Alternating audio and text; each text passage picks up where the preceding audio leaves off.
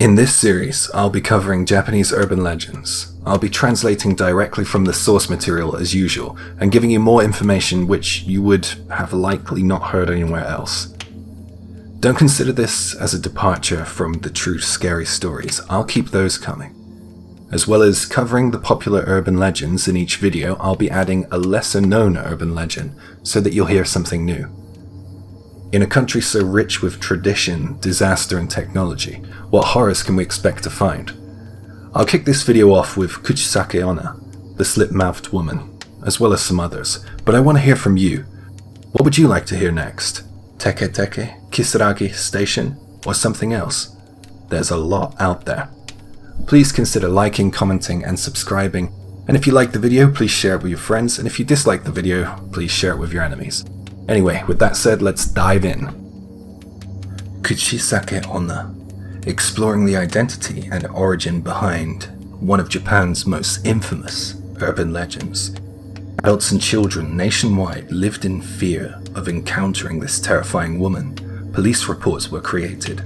Officers were sent out to patrol neighborhoods. Students were encouraged to come to and from school in groups, and Kuchisake Onna was featured heavily in the media. So who or what is the Kuchisake Onna? The slit-mouthed woman has terrified children and adults alike for decades in Japan.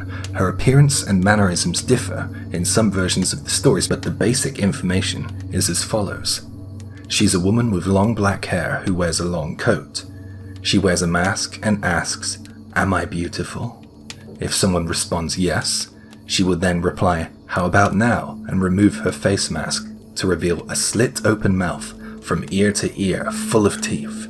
If the victim responds no or anything negative, she will then proceed to attack with a pair of scissors or a knife. She is dubbed the slit-mouthed woman in English as it closely matches her Japanese name, Kuchi meaning mouth, Sake meaning cut, slit, Onna meaning woman. There are other strange rumors and claims about Kuchisake Onna. She can travel incredibly quickly. She is said to cover 100 meters in 3 seconds. Kuchisake Onna first came to the public consciousness in December of 1978. It is said that it all began in a town in Gifu Prefecture called Yaotsu Town. The following month there was a piece in the local newspaper, and by June of 79, Kuchisake Onna had made it to a national newspaper.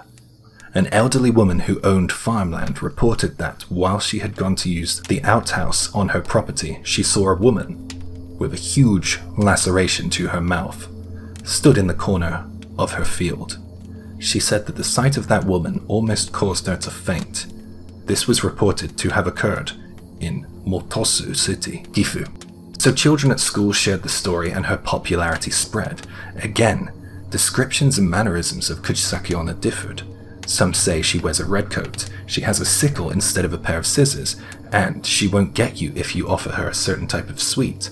She dislikes the smell of a certain brand of hair wax, and if you used that, you'd be safe. There's more about that later. Some say that she was nothing more than a character conjured up by a concerned mother's mind, intent with the influence to make sure her daughter walked home quickly from school. Another theory states that Kuchisake Onna was the product of the CIA and the Japanese Self-Defense Force classified experiments.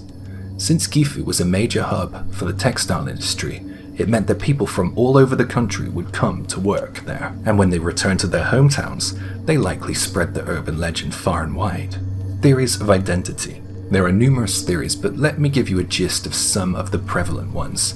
It is said that Kuchisake Onna was a woman who had her face horribly mutilated in a car crash. She saved her money for years in order to afford cosmetic surgery, and when she could afford the operation, the plastic surgeon made several fatal errors, leaving her in need of further surgery, which she could not afford.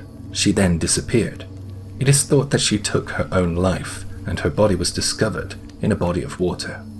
Another theory is that she was the victim of mental illness. After years of being confined to a room, she now walks the streets of Japan at night, with her mouth heavily covered in lipstick beneath the mask. Or could she be the spirit of a woman who passed away in a bus accident? A skull was discovered in a riverbed at the site of a bus crash years after the fact. the jaw being so severely damaged that it was theorized that the victim would have had their mouth severed. Which theory do you subscribe to? Have you heard any others? Let me know in the comments below.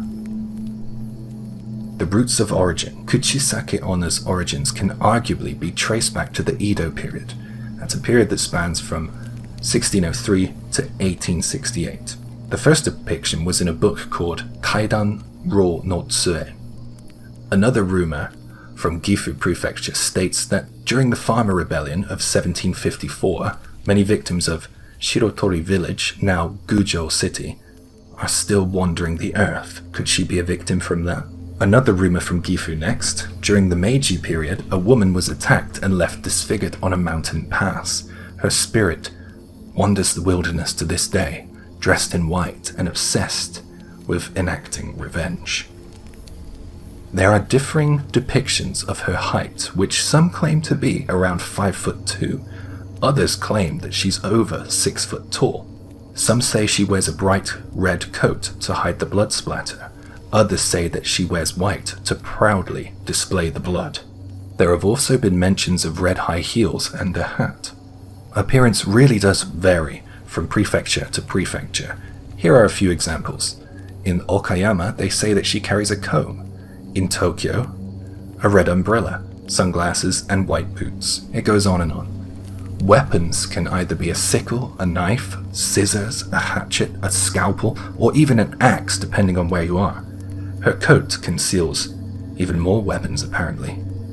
But she always has a mask covering her horrifically disfigured mouth. How does she manifest herself? It is said that victims initially encounter her in a dream or perhaps a nightmare. In the dream, the victim is asked, "What's your favorite color?" After the dream, a phone call will come to make first contact. The victim answers the phone one day to hear an oddly familiar voice ask, "What's your favorite color?" Finally, she will manifest herself in person and ask her final question, "Am I beautiful?" At this point, the victim is most likely doomed. However, should you respond in your dreams or during the phone call to her question with the answer, "My favorite color's emerald green," then you will be spared, as it's her favorite color. If you happen to pass her on the street and you bump shoulders with her, she will then turn to come after you. Should you hit her with your left shoulder and then you make a left, you will escape, and the same works with the right. Can you do anything to stop her attack once she is right before your eyes? Well, it's said that if you begin to chant pomade, I think it's a French word called that. That's a type of hairstyling cream I mentioned earlier. She will become frightened if you chant that, and confused, and you should use the opportunity then to make your escape. Why does that chant work? Well, if you buy into the theory that Kuchisake Onna was disfigured due to the error with her plastic surgery operation, the following will make a lot more sense.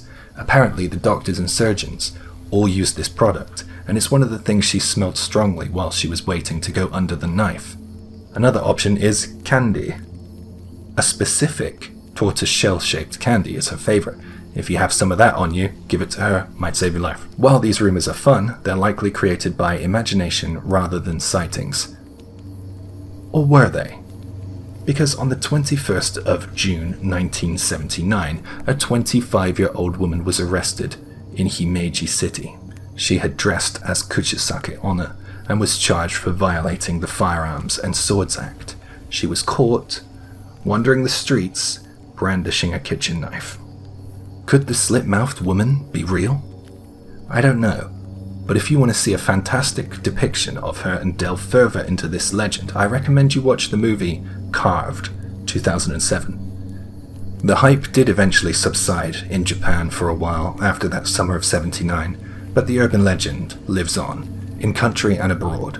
By 2004, Kuchisake Onna had gone international. She was reportedly sighted in South Korea and China. However, these days to see a woman wearing a mask aren't particularly out of the ordinary, are they, thanks to the coronavirus outbreak? But do let me know if you get any mysterious dreams or see a woman loitering the streets at night wearing a long coat and a face mask. You never know what might happen.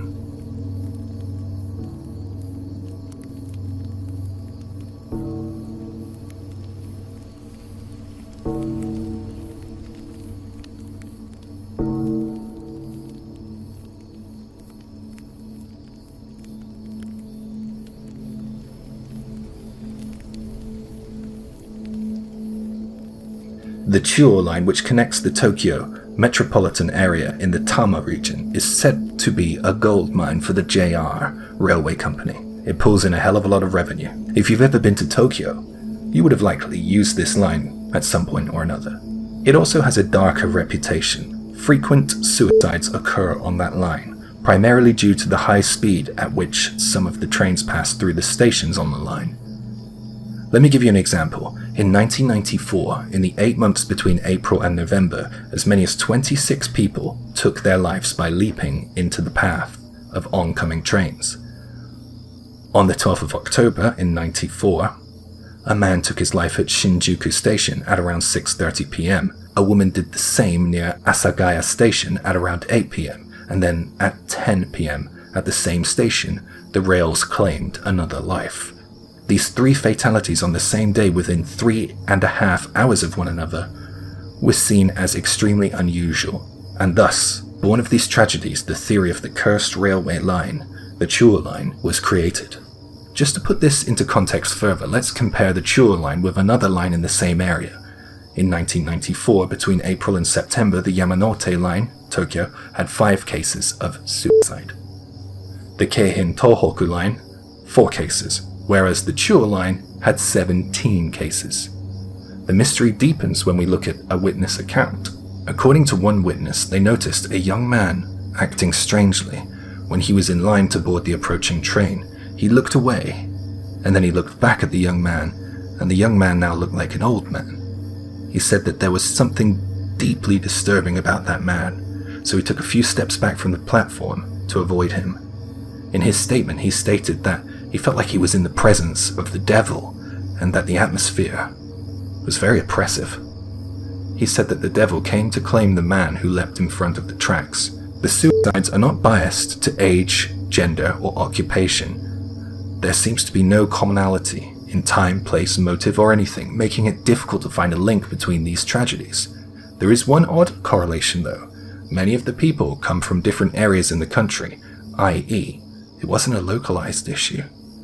Also, a railway crossing along that line became infamous for the same reasons as I mentioned earlier. It's only a small railroad crossing, but it claimed the lives of 5 people. Near that railway crossing, it is said that orbs and apparitions can be seen. There is also a wild rumor that you can hear the sound of a freshly severed human head thud against the ground if you loiter at the railway crossing at night. A rumor that in no doubt harks back to the tragedies on that railway crossing. Back to the railway tragedies, the 26 individuals that took their life along the Chuo line. Investigations have been fruitless as the motives are lacking, and sadly no countermeasures were applied in the wake of these incidences. The question on everybody's mind was, why was it so common to end your life here? There is one interesting theory. With the sudden boom in popularity of mobile phones or cell phones, it was propagated that the electromagnetic waves that they emit had considerable effects on not only the human body, but the brain as well. We all know that when a train runs on the railroad tracks, strong electromagnetic waves are generated. There is a point on the line supposedly entitled the Devil's Crossing, which is famous for accidents and suicides. Tests have been conducted there and high levels of electromagnetic waves have been detected. Some studies have suggested that electromagnetic waves have considerable effect on our mental state. Notably, it has been thought that they are responsible for causing distractions. Therefore, it is thought that the electromagnetic waves affected the mental state of those who ended it all along the Chuo line. Despite it being shared largely by word of mouth, could the electromagnetic theory be plausible? Could some of the commuters on that platform not have had the thought of ending it all in their minds, and they were influenced to do so by some man-made external force? Due to the number of deaths on the Chuo line, the platform has been made into an elevated line in an attempt to prevent further tragedies. However, with the death toll not showing any sign of stopping for good, the urban legend of the cursed Chuo line remains a talking point.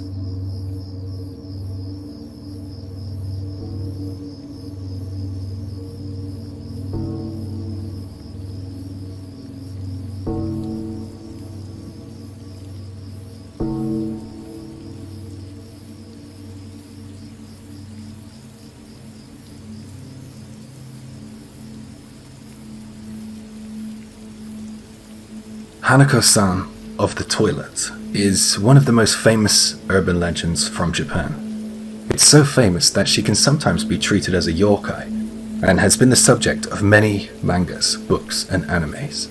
So what are we talking about here? Or more accurately, who are we talking about?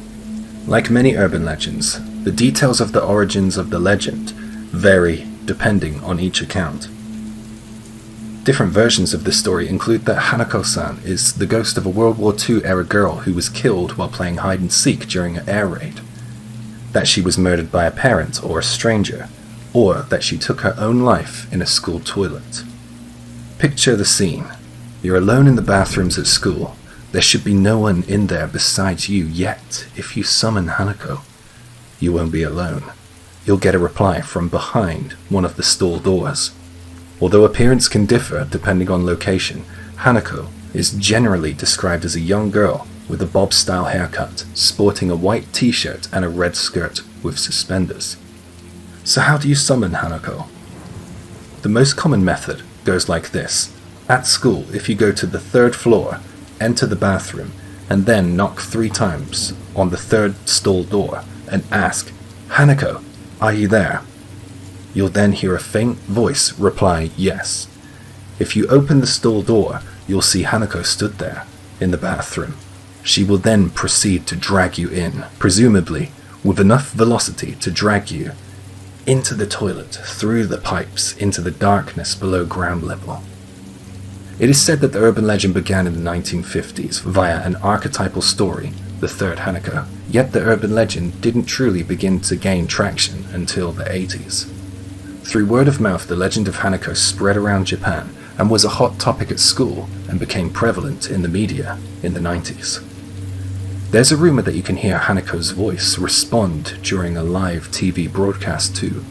Early rumors go back to the Edo period, where a story of an arm sprawling from the toilet first reached national consciousness. Some of those arms might have been reaching with the intent to cause horror, others might have been reaching for something else. Let's look at the background of this urban legend. How does the spirit manifest itself? It is said that a young girl gained access to school. She would often head to the school on the weekends to use the playgrounds and such for her own amusement.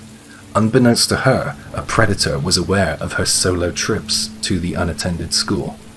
Once the young girl realized that she wasn't alone, she ran into the school building searching for a place to hide. Most of the classrooms were locked, but the bathrooms on the 3rd floor were open. She hid from her attacker, but eventually she was found, hiding in the 3rd stall, and sadly, she was killed. Another theory goes that the young girl was being abused by her father and hid her facial injuries with her bob haircut. One weekend, the abuse was too great, and although she made it to school, she succumbed to her injuries in the bathroom of the 3rd floor alone. There are other rumors from different regions, such as one from Fukushima, which states that the bathroom is haunted on the 3rd floor by a young girl who fell from the window in the library. In Saitama, a place that's very special to old J-nightmares, the rumor goes that her grave was discovered behind the school and was used as a place to dump garbage for a while, likely enraging the spirit of the girl. In Tokyo, her grave is just behind the gym, and the list goes on. Variations. The legend of Hanako is infamous all over Japan. There are many variations on encounters which we will go into now. If you ask Hanako to play with you, she will ask you, "What do you want to play?" If you reply, "The choking game," you'll be strangled. In Iwate Prefecture, she manifests as a ghostly arm reaching from the toilet. In Shimane, she chases you through the playground if you refuse to play with her. Hanako has a boyfriend called Taro. He died in the school gymnasium, and they come out at night to play together. In Tokyo, if you apologize to her, after 4 p.m. in the mirror, you will hear a ghostly voice reply, "It's okay."